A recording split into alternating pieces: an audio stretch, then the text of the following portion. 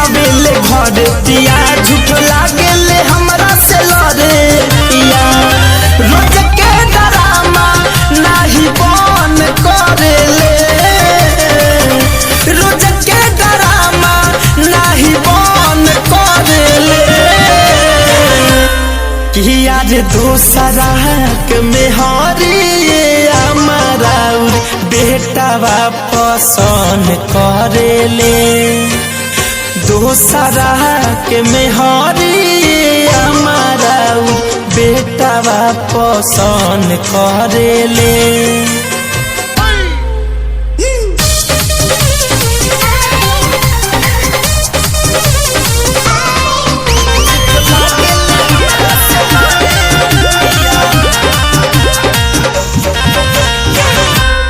किया रे इनका दतिया से मन भइल खीन जी ऐसन मरद से कैसे कटी दिन जी इनका दतिया से मन भइल खीन जी ऐसन मरद से कैसे कटी दिन जी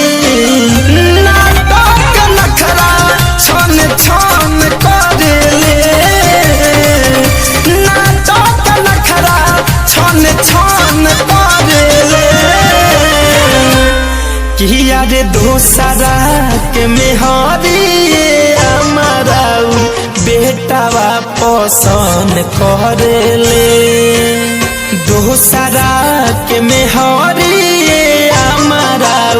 बेटावा पसंद करेले।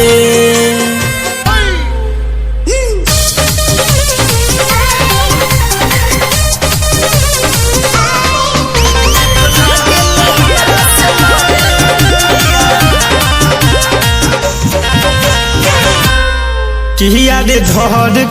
धनंजय के रौर समझाई नाही तो कहीं खाके माहुर मर जाई हर बुझी न बात के हाँ शुभम धनंजय के रौर समझाई नाही तो कहीं खाके माहुर मर जाई सुमित द्विवेदी के रोहन करेले सुमित द्विवेदी के रोहन करेले किया रे दूसरा के मेहरी हमारा बेटावा पसंद करेले दूसरा के मेहरी हमारा बेटावा पसंद करेले।